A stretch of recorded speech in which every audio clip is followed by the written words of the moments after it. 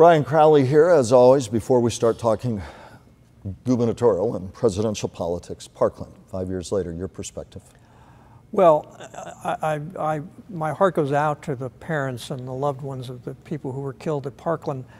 You know, I have kids and grandkids in school, and while their parents worry about this kind of stuff, and the image of my littlest granddaughter going through a metal detector to go to class, I just find horrifying. And I wish our political leaders could get together in a room and quietly come up with some solutions without the politics, without the ugliness, and just deal with how can we keep our children safe. Interesting to note, it was a Republican governor at the time, Governor Scott, who signed into law legislation that said if you were under 21 could not purchase a firearm. That was a push by parents there. 5 years later, don't know if the environment would be there for not. There's a debate on all sides of that, but in terms of what a Republican governor did, would that even happen today? Yeah, I thought, after Sandy Hook, one of my thoughts was that there should be crime scene photos of these bodies that were blown apart, that would be in a private room where elected leaders could go in and see them. We do a lot of this without really seeing the horror. The carnage. And I think too many people think that it's like these bodies are like a TV show shooting.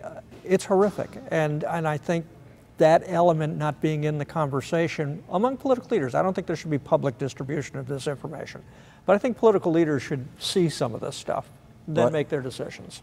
As always, we appreciate your perspective. We're going to move on to gubernatorial or is it presidential politics. He seems to make news every day, enthralling supporters, angering opponents. Many say the issues Governor Ron DeSantis is embracing are part of a carefully planned roadmap for a presidential campaign, from taking on AP classes, African American studies specifically, to migrant flights. Republicans say it is uniting. Democrats say it's dividing. Matt Cesney with more. We will be the first state in these United States to wipe out DEI at our public universities. That was Governor DeSantis in West Palm Beach on Wednesday, taking shots at diversity, equity, and inclusion. Just another in a long list of issues that have DeSantis' stock rising among national Republicans. The best thing the governor could do is everything he's doing every day, because the Florida story, Matt, is still the best story in America. Republican media strategist Adam Goodman believes DeSantis is playing all the right cards with issues like critical race theory in schools, transgender youth, and moving migrants to other states. Issues Democrats say are all about dividing Floridians. And if they find a wedge issue that makes sense to them, I think he has kind of let that resonate. Sophia Nelson is with the Caribbean American Democratic Club of Palm Beach County. So many groups that need to align because the attack is on all of us. Not just, it's not a black thing. It's not a GLBTQ thing. It's attack on Americanism.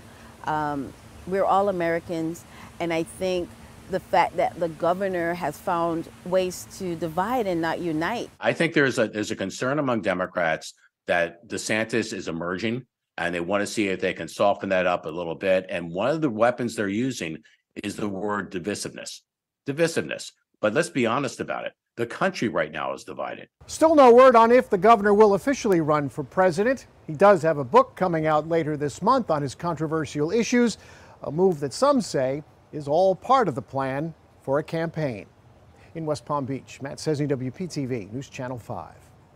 So, Brian, as we talk about the governor, the biggest bully pulpit in the state, your thoughts? Because, again, people say he's a divider, but he can say, but I also won by 19 points. There are a lot of Floridians and a lot more who disagreed with me that agree about the issues that I am building my profile on as the most conservative of conservatives. And a lot of people liked it in Florida. Well, I'll even look past the 19% that he won by. I mean, Charlie Crist was not a very strong candidate, his Democratic opponent. But they've also increased Republican voters to over 400,000 more than the Democrats. Statewide. Democrats have always had the lead. We've become a very red state. So, he's talking to an audience in Florida that agrees for the most part with what he's saying. And, he tends to pick the most divisive issues. You don't hear him talking about homeowners insurance. You know, you don't hear him talking about auto insurance. You know, the whole host of issues, housing, affordable housing, that local governments are struggling with. So there's a whole host of issues there that he doesn't talk about, but you know, he gets a lot of traction talking about things that are woke and talking about African American studies and those kinds of things. And it works. And in fact, thehill.com had done a big profile, said how DeSantis built a conservative following on education, a lot of the issues you just talked about and that Matt did.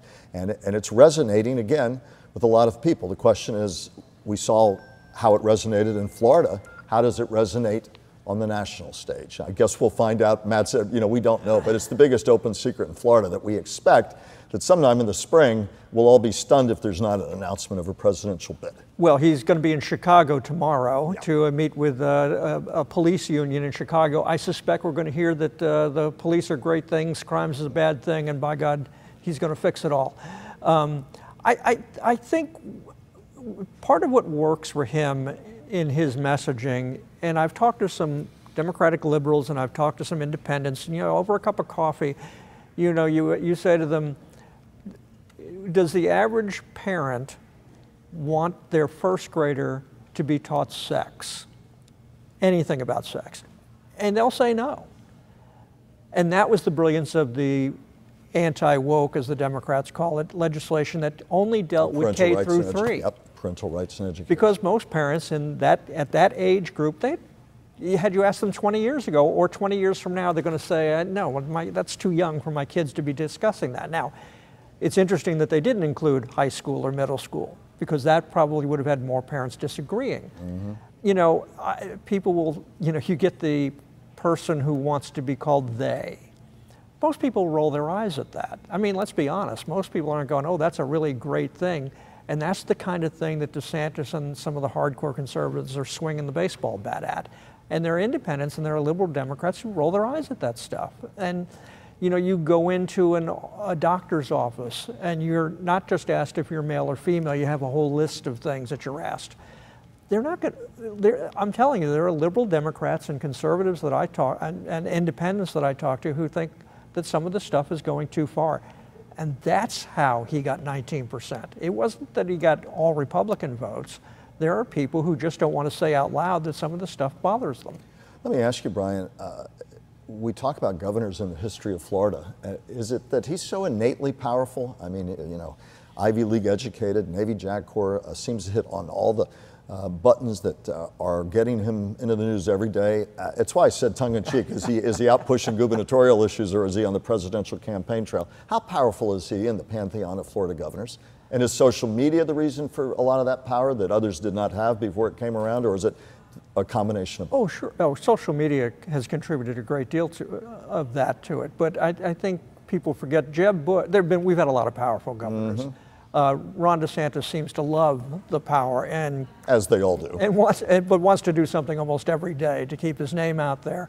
You know, Jeb Bush is the one who removed affirmative action from state colleges and universities and from state contracts. And put parental choice and got the ball rolling on that for absolutely. schools. You know, he you know, when in the Terry Schiavo case, the woman who was, you know, mentally incapacitated because of a brain injury, he not only defied the courts, he tried to bring the FDLE in to arrest her husband. He took all kinds of steps where he ignored what the courts had to say and everything, which was extremely unusual.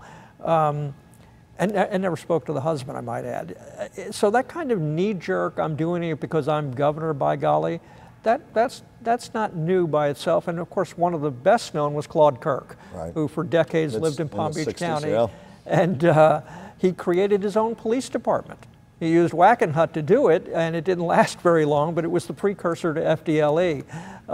He did a lot of, you know, there were a teacher's strike. There was a lot of things he did, and he didn't care what the legislature had to say. Briefly, we talk about all this. There's somebody living at Mar-a-Lago who's going to have a lot to say about the mix of presidential hopes. Nikki Haley jumping in. We expect sometime in the spring, Governor DeSantis to make his announcement. There'll be plenty more, and yet Donald Trump, until he's not, he has to be seen as the favorite going in? A lot would like to say no, but your thoughts? Well, he has a big roadblock ahead of him with Nikki Haley, because Nikki Haley wants to require, competency test for people that are over 75, and he's going to be 77 this summer, so he might have to take a mental competency test if Nikki Haley has her way. You go tell him. But yeah, he's been remarkably quiet so far. We'll see what happens. It's going to be an interesting summer. Oh, yeah. Things start rolling. We'll have your final thoughts in just a moment.